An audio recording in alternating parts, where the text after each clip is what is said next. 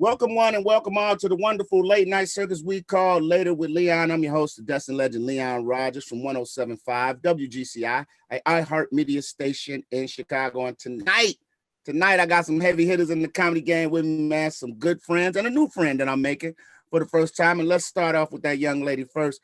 Miss Paris Sashay is in the building with us. Hello, Paris. Hey. Thank you for having me. That name sounds so couture.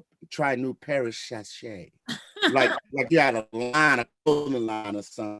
Up next is my dog, man. I'm actually going to be working with him on the 22nd of this month. The one and only Mr. Fried Hard himself, comedian Big Keef. What's happening? You know, just trying to stay dapper, clean as a tack, and always got my back. You feel me? You dress like a 1930s milkman. Stop it. Hey, man, it's the pandemic. When I get home, I'm on vacation. And last but not least, man, my good friend, my brother from another mother, man, known this brother a long time. One of my guys, man, the one and only comedian BaldheadPhillips. What's happening, brother? Man, I'm blessed, man. I can't complain. Glad to be here. I love that medieval chair that you're sitting in right now. It screams Henry VIII. It's absolutely horrible. Hey, listen, before we get started, I want to kick off the show by showing some love to celebrities who are bringing in their birthdays this week. We got to show some love to my man, Ronald Isley, Mr. Biggs, you know what I'm saying, had all the young ladies going crazy at the last verses. And of course, Kevin Garnett just got inducted into the Hall of Fame. Chi-Town Brown. And listen, for all those who know in Chicago, he showed love to the travelers. He said, I want to thank all the travelers from out west. Yes. That's like a gang in Chicago. I couldn't stop laughing. Like the white people don't know who Kevin Garnett is thanking right now. They would be appalled if they found out. Also, man, other celebrities that would have had a birthday. Shout out to the notorious B.I.G. His birthday is on the same day of Ronald Isley's, you know what I'm saying? So we got it going on, man. It's gonna be a great show today. Happy birthday to all of them. So how's everybody doing tonight, first and foremost? Paris, how you doing tonight? I'm doing good. It's a good day. You good? You good? What about you, Baldhead? Because you usually I'm good. Okay, you're not angry today? No, there's nothing that made me angry. I had, I'm happy. Okay. Joy. Keith, Keith was one of the guys when he walked in the room. I can't help but laugh. I know you all right, man. Man, look, I'm clean as an antibiotic, and I don't want no static. You understand me? I got my chalice because my birthday was the other day. Me, Marlon Mitchell, and Emmitt Smith. Okay. Happy birthday. Hey, listen, Paris, since we're talking about birthdays, you got a story about a birthday gift you got for your girlfriend one year. What did you get for her and why? I got a store-bought penis. Store-bought. Oh, no. She asked for it, and it was her birthday, so I had to do what she asked to do. But unfortunately, we're not together. So you see, store-bought doesn't mean forever. So what aisle is that in? Like what store do you go into and be like, hey, where are your selection of store-bought penises? They don't have it labeled like the grocery store, so it's not aisles, but it's at the sex store. So it's all over. It's like a thrift store. You know how you go in the thrift store and everything's everywhere? Okay. That's how the sex shop is. So I want to ask you a question as a lady who's bought store-bought penises for you or your girl. Is the color preference? Do they have like, I think I'm gonna go Asian today, or maybe is there? They have more selections than candy at a kid's candy store. They have colors, they have shapes, they have mixed color. They have like blue, they have like ice blue. But me in particular, I felt that if I was gonna do it, I needed the same brown to match my kneecap caps just to paint. Okay. Now, see, that's just funny. Now, blue is acceptable when it's store-bought, but not acceptable on a human being. That means he has to go to the doctor.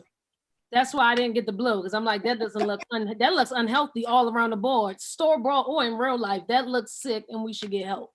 So I wanted to keep it brown. Big Keef, you celebrated your birthday on Saturday. How was celebrating your birthday different this year from before the pandemic? Hold on, Leon. We just learned a new color, kneecap brown. We just learned a new color, everybody. The first time, later on, Leon, y'all should trademark kneecap brown and share the proceeds.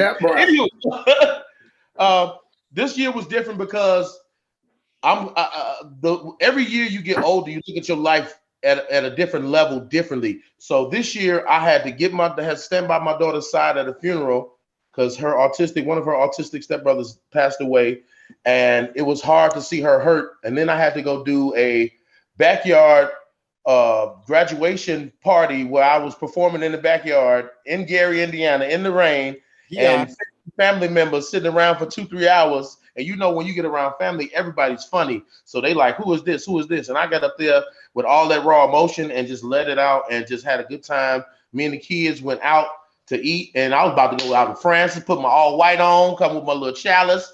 I laid down on that couch and went to sleep. Old. You hear me? I woke up at like 4:30 in the morning, texting Marlon like, I'm sorry, happy birthday. I love you, brother.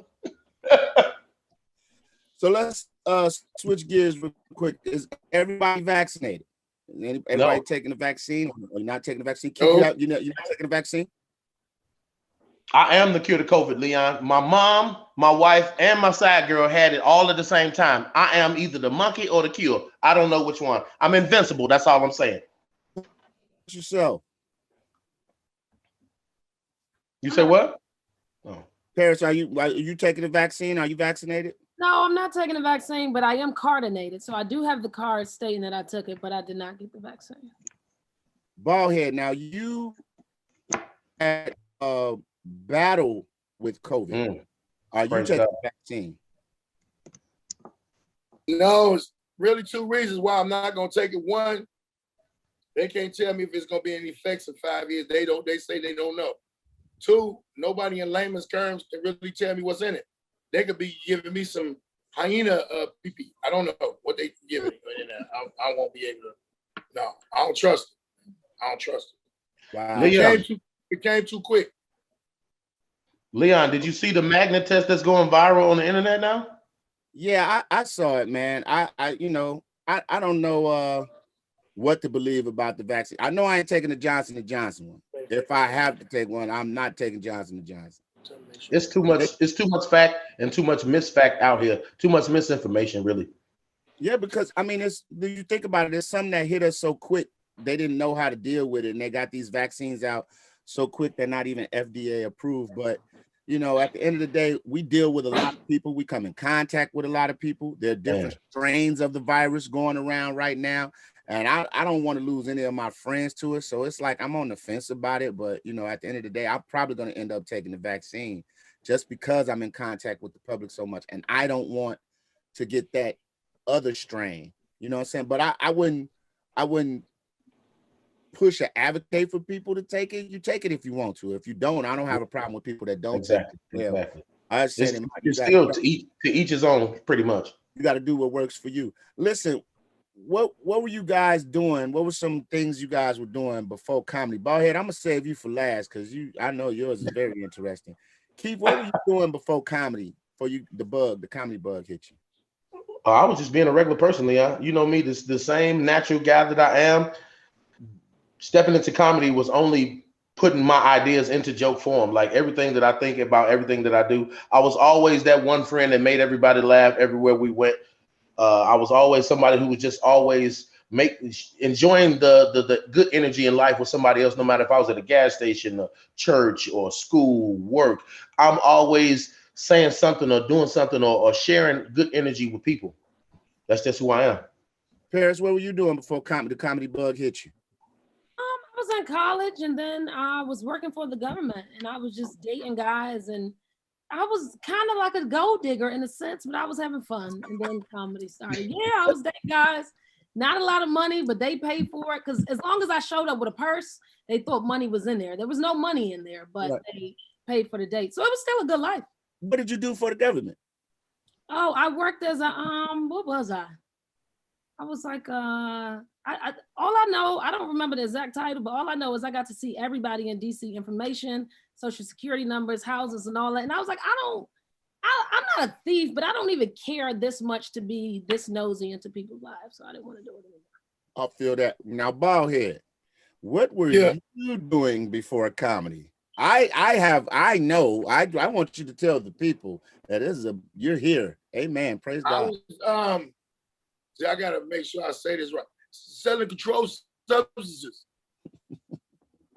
And stealing cars with people not in them. That's what I was doing. Oh, so you weren't taking it from them. You get them once they went in the house. Right. I was in the streets, man. I was hustling, you know what I'm saying, doing this, that, and the other. You know, I ain't proud of my past, but I ain't ashamed of it, because the things that I went through and that I seen and I overcame made me who I am today. You know what I'm saying? What made you get out? Because that's a easy path to continue on. Fast money, you know what I'm saying? Rising the power in the streets. What made you get out? When I was locked up in Minnesota correctional facilities, two things. One, I was in a hole for a year and I was able to think. That was the first time in my life I had sat down and I was able to think. Then another thing that I really didn't wasn't appreciative about, that most people was locked up, they was in relationships in jail, and I didn't want to be in a forced relationship with nobody.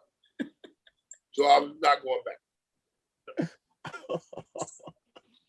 Paris, you started your career at the Improv in DC, and then you moved to NYC. How is New York's comedy scene different from DC, or is there any difference? Do you see any difference because it's all East Coast, but I've heard New York is a different animal. It's more diverse. It's definitely a different animal. It's more diverse and it's more competition than DC. So DC is like high school, and then you got to graduate and go to college. So I would say New York is more like the college scene. So now you're competing, and it doesn't matter how old you are, but you're just competing, making sure that you're making a name for yourself, even though all these people are already here. So it's just more of a competition in New York. It's more rooms, it's more cultures.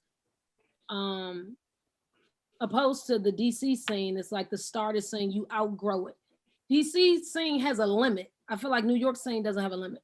So you said something real interesting. They don't care how old you are. You're competing against everybody. So they throw everybody in the hat. DC. Well, I kind of feel like when you go to LA, the younger comedians have an advantage over you because that's what Hollywood is looking for you. So you're saying New York, it could be 50. You could be in the mix with the 20-year-olds. Yeah, because you're still getting stage time based off of who they are. So even if they're 60, if they've been around forever and they're past at the clubs, you as a newbie, you're competing with these people because their spot is already reserved. Now you had a traumatic experience in DC. If you know, I'd like for you to speak on that because it led into something very positive that you're doing right now. Could you tell my audience about what happened in DC real quick before we go to break? And when we come back, we'll talk about what that led to. So the Teeth and Titties campaign is what you're talking about, correct? Yes. So what? Yeah, the Teeth and Titties campaign. So basically, my titties saved me from a very bad incident. It was an upset guy. Guys have fragile egos, and a guy couldn't take being rejected, to which it turned physical. And I broke two of my teeth. I broke my nose. I had to. So basically, I was leaving the club. I said no to a guy. He got upset. It was a hard shove. Like I had on 6-inch heels. He got upset. It was an intense shove. I flew forward, hit the ground. I had a concussion. So my front two teeth, I had to get 2 new teeth. So I had to get 2 fake teeth in my mouth because they were injured and my nose was broke. I had a concussion. But I feel like my titties saved me. They came out like airbags because it could have been worse. So because the titties hit the surface, it protected things from going a much more indirect, painful way. Like it was still pain, but the titties kept it surface level pain. Like I'm still alive.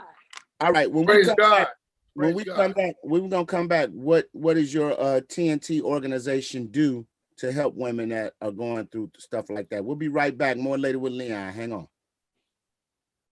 Welcome back to Later with Leon. Tonight, man, we're talking about the state of comedy with 3 heavy hitters in the industry. My homegirl Paris, Sashay, my man Keith, Big Keef Jackson, of course, comedian Baldhead Phillips, man. Like I say, 2 of my homies and 1 new friend I've made tonight. Paris, let's continue talking about where we were before you left. You say you went through something very harrowing in DC. You got assaulted, physically assaulted, which caused you to start the Teeth and Boobies campaign. TNT, correct. TNT. Talk about what the organization does to help women. We're just helping women basically. So after everything happened, a lot of women reached out to me from all across the world.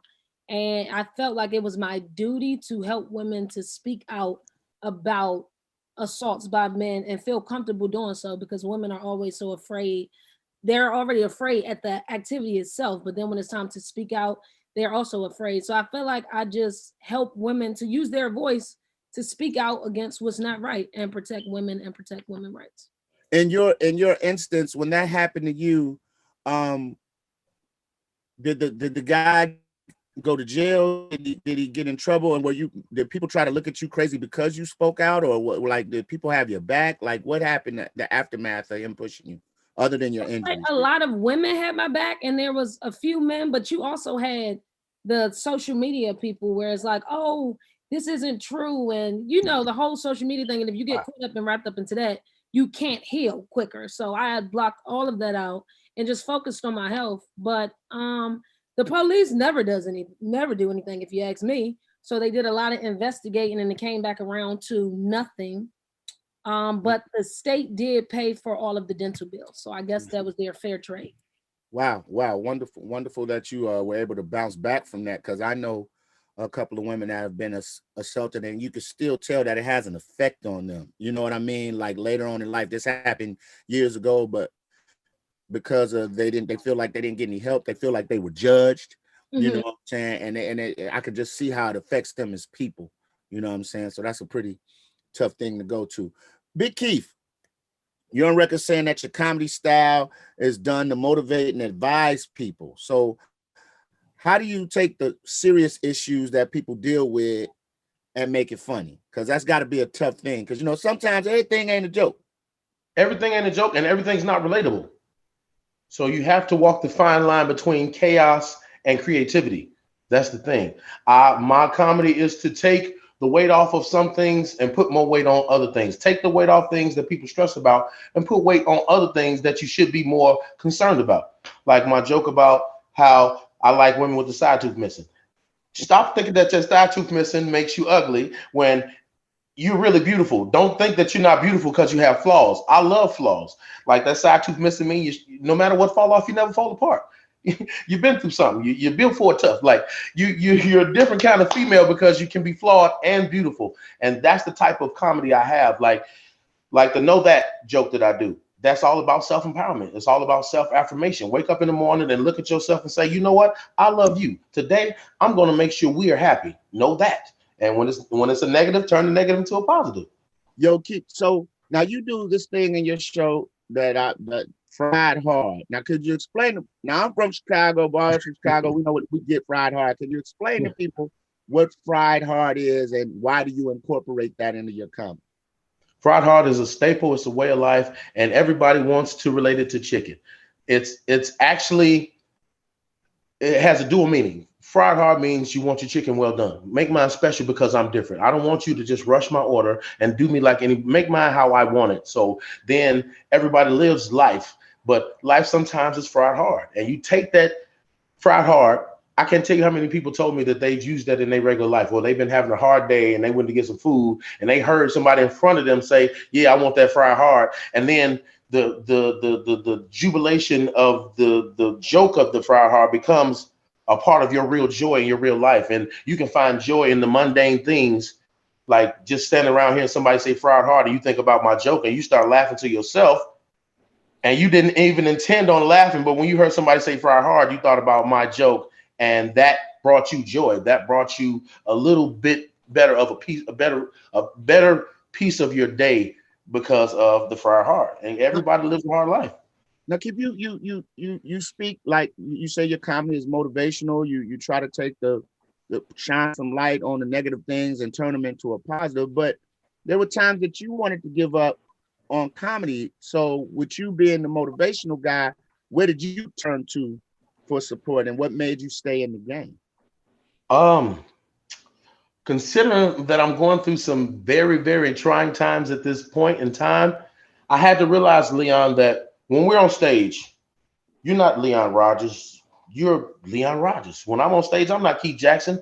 I'm Big Keef, fried hard. So those things you compartmentalize. But when you make, because a lot of comedians say are dark comedians. You know what I mean? They fun on stage, but they have a dark past, dark life. I don't have dark. You know what I mean? My dark gets turned into light. So the heart of my life is I have to deal with it, bro. Everybody has their breaking points. And that's the thing about mental breakdowns and everybody's struggling. That's the thing I take. That's the edge I take with me to my comedy shows because I go into these shows. We go into these shows with our own stress, our own problems, our own death in the families, our own struggles, our own fears of COVID or what's going to happen. And we compartmentalize that and mix it with our nerves and our energy and our jokes. And we give these people a real piece of ourselves every single time. And they leave with that energy that we give out.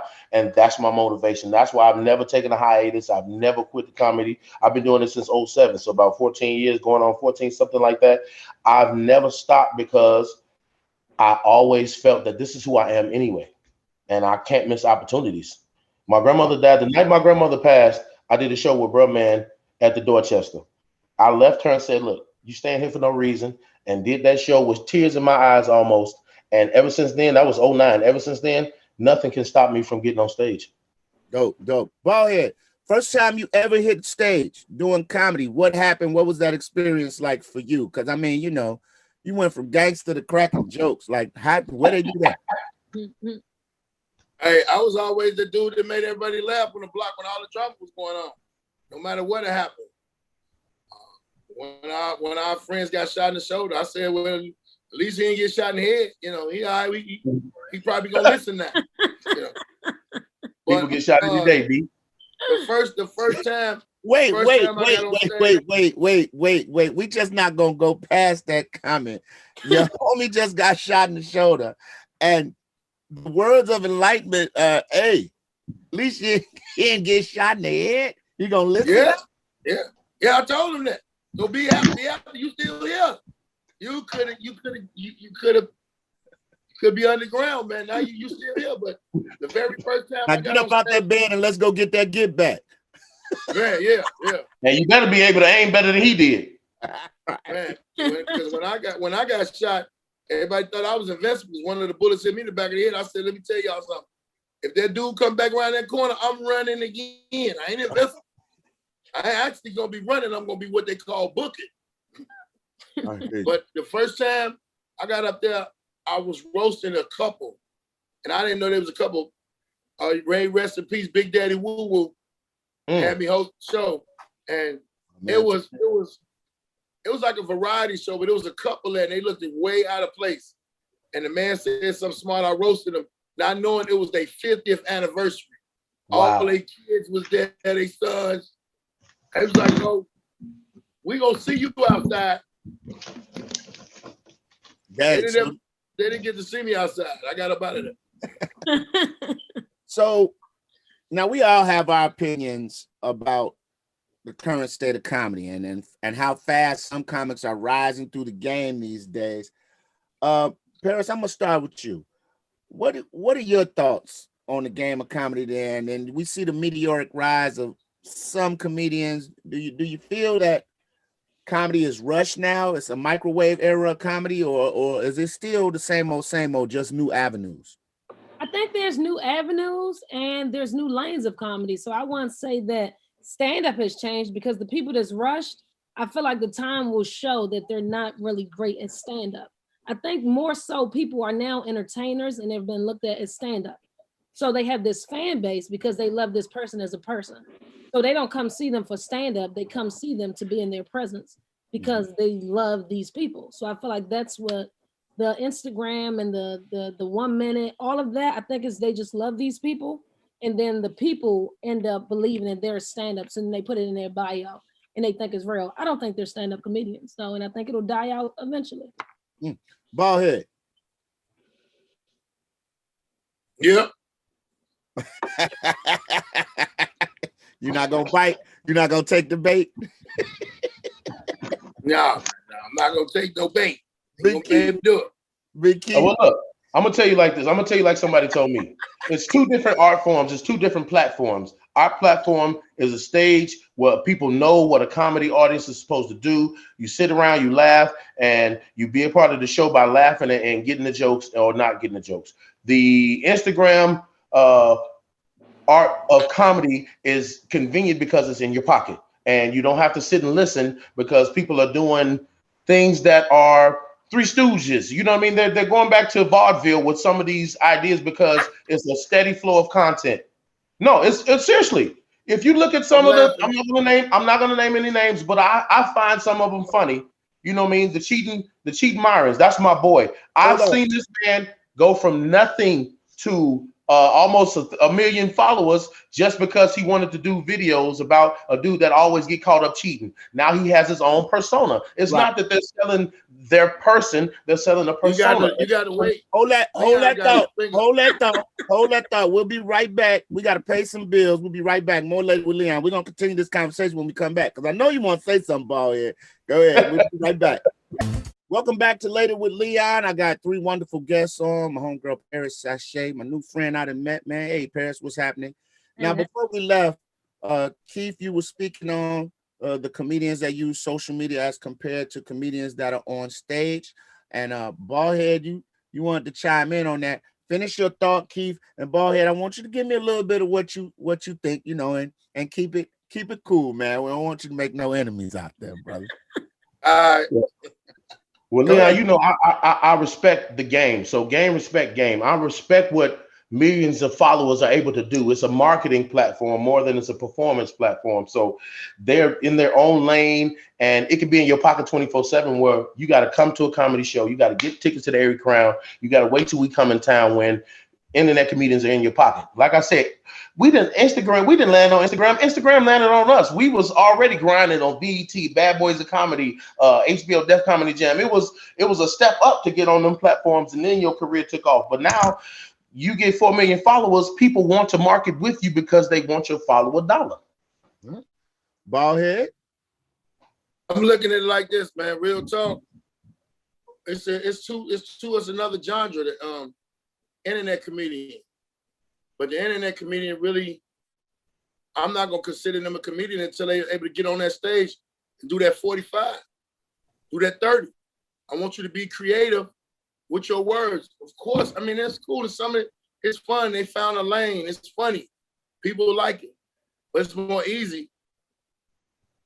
I think it's more easy than it is to do this stand-up.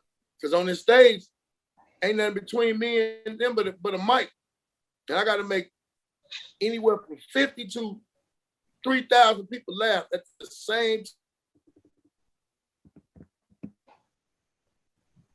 So right up after two dudes that done bombed, and you got to be the one to carry the weight, whether you the host or you the headliner. My thing of it is I'm not gonna have a bad show. So I don't know if y'all to get up there, y'all good at all the people staring at that time, all the different attitudes. Oh yeah. And you can rewind or edit and start over. I'll say this though. How much can you speak against that though without being labeled a hater? Because I feel like we're in an era now that you can't have an opinion on anything. You're a hater, or you just if you don't agree with the populace. I love a lot of the platforms that a lot of the people on Instagram use as well. But I also respect people like DC Young Fly, Country Wayne, who have came over to the stand-up side and actually have great sets. Like, you know what I'm saying? Actually put jokes together, and they've reached out to DC, one of the main dudes that studied the art and got out there and did it. And I remember when I first seen the rest what Red Grant told me, and I've been looking at him and I respect him. I'm not mad. Yeah. Another lane y'all got over there. Congratulating late for creating a lane. What I'm saying is to be a stand-up comic is totally different from that. So when you get to crossing on these waters and you can succeed in it, I must they can succeed in it. They just have to do the work. So stop talking about, because all the millions of friends you got don't always come see you. Where you at? All the millions of followers, some of them are for the phone. Followers are for the phone, and that's what they put. Hey, well, listen, man, I got this little thing that I do on the show called Why People. That's where we got folks doing crazy stuff on video, and we as comics get to sit back, laugh, and talk about it after we watch the video. So, without further ado, let's kick it off with today's Why People. Uh-oh.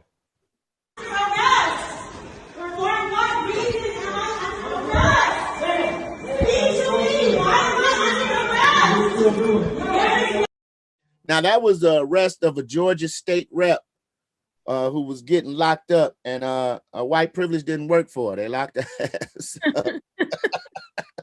I saw that. That was kind of crazy. Them boys down south don't care. You going to jail. We don't care who you are or what you do. Now, this next clip is very funny. It's a balcony falling. I want y'all to watch real closely on this one.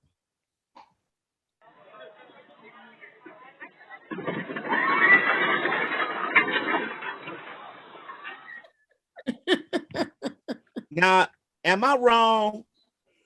I was wrong. I felt bad for laughing, but you know what that reminded me of? You know how when you get to the top of a roller coaster and that moment right before it go down and everybody start hollering? That's all I can think of. I was at Great America. Hopefully nobody got injured in that fall because that looked pretty terrible.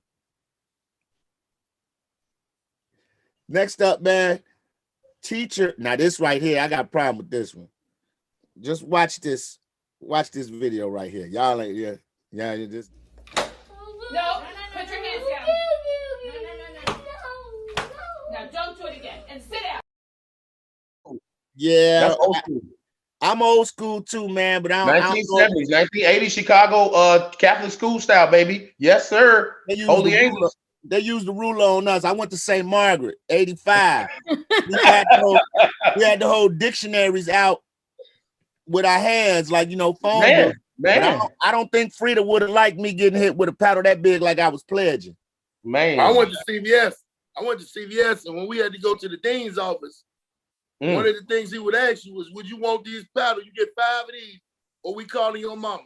Give me 10. Don't call my mama. So I would like to see somebody paddle one of phone them. I want to see somebody paddle phone them. They gonna shoot the whole school up. I'm sorry. Their pants already down. Parents, what did you think of that video? Did you think that's okay? Like, I don't mind. I don't agree. Yeah. I don't agree. I mean, even if it was done back in the day, I don't think it's going to be helpful now. These kids have way too many more problems. Like, there's another route she can go. Yeah, because what happens after the paddle? Yeah, I didn't like the 2x4 she used. Like, that was a little bitty kid. That was a little bitty kid too. I want her to paddle. I want her to paddle an offensive lineman in high school and see how that go for her. Yeah, that makes sense. That's not gonna happen. And last but not least, man, we like to call this one Gladiator Sword. Oh Lord. What? You want to throw shit at my car? Yeah, right.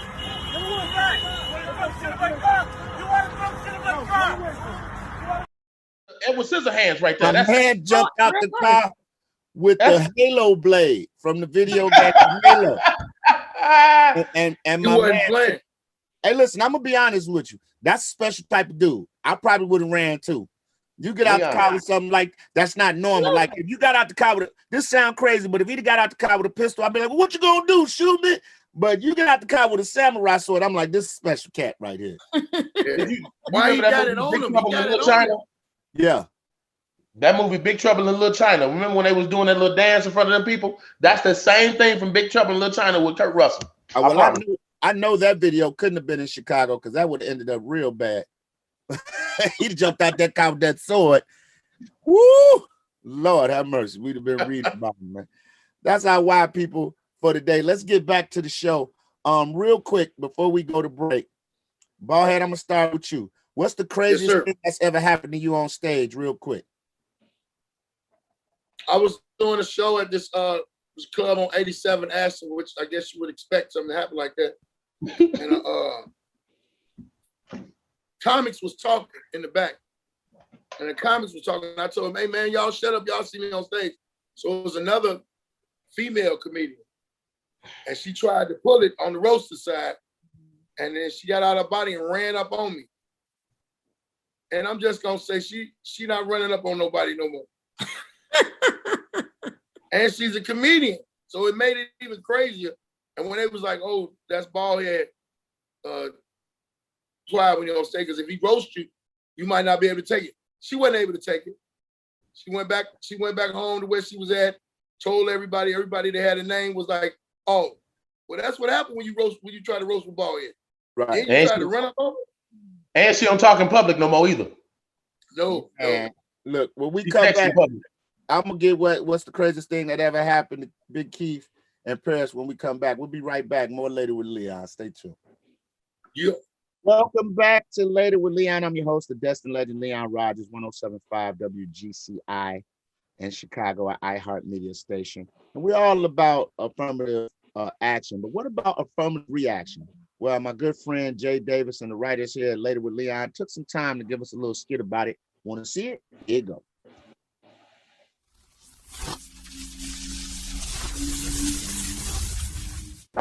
Thank you so much for coming in today. Oh, thanks. You know, I got to be honest. I think you're perfect for this position. I mean, your resume is impeccable. You're just a wonderful human being. I mean, your vibe, your energy, and most importantly, you speak so well. Excuse me? You're definitely excused. If you have to go, you have to go. I get it. I'll get you in. No, sorry. You said I speak so well. What do you mean by that? Oh, that means you're articulate. Yeah. You speak well. Do you tell other people how well they speak? No, just you. But I gotta get back to the grindstone. Joanne, can you send it? Hey, real quick. I'm so glad you did it. Can you help me pronounce that word? You know, it's one of those names. Connor. It is Connor. It is Connor all day. All right, Joanne, send in Connor. And wow. Hey, you are a credit to your race. Excuse me? I said you could go, girl. Wow. Connor. Yeah, Rodney. Let them see how I feel. Shout out to Rodney Perry, man, for blessing us, along with my man Jay Davis. Listen, we were talking before we left. Keith, craziest thing that ever happened to you on stage? Two things, Leon. When you were on stage, when we went to, what was that? What part of Wisconsin was that? Madison, Wisconsin.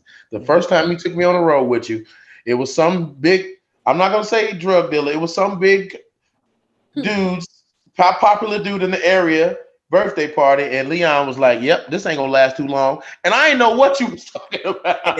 Yeah. No. The name of the place was, I will not forget. The name of the place was called Twisters. It was my man Carrie's birthday. And big dude. The man was a baller out there. Yes. Yeah. And when we walked through the door, you know how Paris and Baldhead, you know how you can just feel the energy. And I looked around and I saw more jewelry in the teeth than I did on the wrist and the chain. I said, yeah. I said, man, let's get in, get this money and get gone. Cause this gonna be, we can get back. We can make it back in an hour. We can make it back before the sun go down. Baldhead. It was me, him, and Muhammad and his wife and this big security guard. And I'm green at the time. I'm 2-3 years in the game. Leon said, you know what, Big Keef, you kind of funny. I'm gonna take you on the road. Leon looked at me and was like, Big Keef, look, be ready to go. I'm gonna get everybody money. I'm gonna get everybody money, make sure everybody got their bread.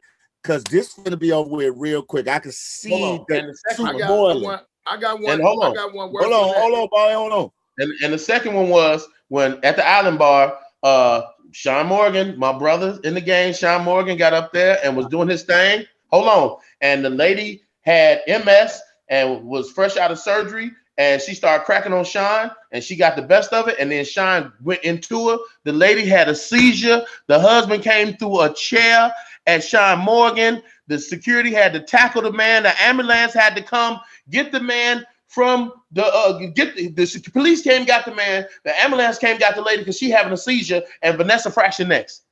And nobody left because they want. As a comic though, wouldn't it be a badge and honor you made somebody go into a seizure?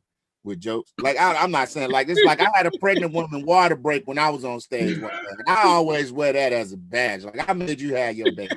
The badge of honor was the fact that people were so uncomfortable and getting their check and ready to go, and Vanessa Fraction was up next, and people sat back down, and Vanessa Fraction got a standing O after all of that chaos.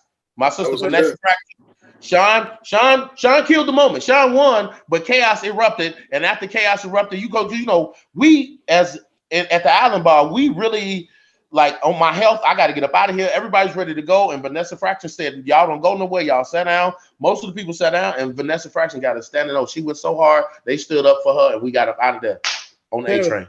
Paris, what's the craziest thing ever happened to you on stage? A lady said she was gonna shoot me. Whoa. I was like, a lady, yeah. She was one of the men kind, but she didn't like the joke. She wasn't really happy. I'm worried about you. I'm worried about you. Like you didn't say nothing about it. She didn't like your set. I was talking about black people and white people, and she had just got out of divorce. I didn't know because I didn't know her, but she wasn't happy. I think she was hurt. So I think the girl left her. So it triggered a moment. And she's like, "Oh, shoot." And I'm like, over a joke? Like, I don't want to be like, I'm going to leave. But I'm like, you going to kill me over a joke.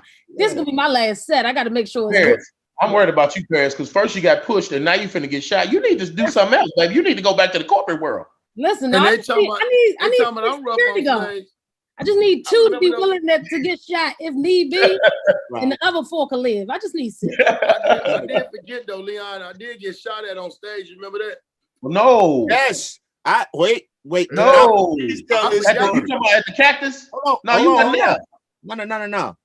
This was, I forget the name of the room, but it was out in Dalton. It was Uncle Real room. 3 Gs. Baldhead was on stage talking crazy. It was these rosters used to come all the time, man. Straight Jamaican yachty boys. Oh, why go and say something? Right, they straight like that. Minus the dreads, though. They came to America. They went corporate, but they still had that yachty in them. And Baldhead was going back and forth with one of them. Like, hey, man, don't bring scared business to me. Don't talk to me like that, man. You don't know you deal with it. We run. He said he wanted to do something. Man, he said he wanted to do something. I said, let's go outside then. Oh, he didn't. We never made it outside. He didn't make it outside. It was this little side room at 3 Gs. You would go around to the back. It was like a green room for the comics. And it's funny now, but it wasn't funny then because like I was cool with them. They love me. I ain't never had no problem with them, right? They say, "Who is your man, Leon?" Him no know who deal with. No. I say, hey, man, this just jokes, man. They're like, nah, man, he can't disrespect me like that, you know. And so I follow him into the room, and Baldhead like, man, what's up? You know, Baldhead guy, he like, man, what's up? What you want to do? Buddy up the strap. Vanessa was back there too. Vanessa takes off running, and there's another comedian in there by the name of JD. Shout out to JD. JD was hilarious. So my man pulls the gun out. Baldhead grabs JD like Wesley Snipes did that little girl. Hey man, only reason that happened was wait, hold on. Well, we'll come back. We're gonna finish, man. I gotta go to break. I'm so sorry, but we're gonna finish that story when I come back. But just keep that in your mind. Him holding a grown-ass man like Wesley Snipes had that little girl. We'll be right back. More later with Leon. Masters and all of that stuff that she got before I could even back her. Right. You know what I'm saying? And it's a lot of people that we've lost. This is my whole thing. You tried all this other stuff. Why not try it coming from this young woman? They don't want to try it. They don't want to give it. The people don't want to give it the right money, or they want to control the situation. Because it's not an old white dude. They looking at this young black woman weird. That's fair. Paris, switching it up real quick. I hear you're picky with your gay. Real quick, before we get out of here, what does that mean? I do not date ugly women, even if they're gay, because I am picky with my gay. So I'm not for the whole community. I just like the beautiful woman that I like. I love it. I love it. Because sometimes I be seeing the beautiful girls with shorties that look like me when I was 23, and I'd be like, why? Yeah, I feel like if you're gonna date a girl that look like a man, go get you a man. Don't get a Paul that look like Keef. Get a real Keef. You don't need a girl. Whoa. I'm fine. I'm fine. You see how I do that to you, Keith? It's your turn. But I'm fine, Paris. Oh, that's what she said. I'll bring you back. I'll bring you back home. Do you for the wrap up? She said, Paris, I'll bring you back home. I'll bring you back home. Keith, We that's on what the she. same page, Keith. They're on the same. Okay, She on the all same right, page. all right. Don't Hey, let a no, girl you know- wear a you know top you hat can't- like that. If she could just get a real Keith with a top hat, I'm on your side, Keith. Thank you. All right, before we get out of here, real quick, Keith, what you got? Real quick, man. 10 seconds. Let's go. This Saturday, me and Leon Rogers, Tavern on the Grain, Follow Comedy the Express. Baldhead real quick. He high. Paris real quick. Follow me on everything at Paris Sashay. Support the campaign, TNT. Follow That my was man. Big Keef. Follow my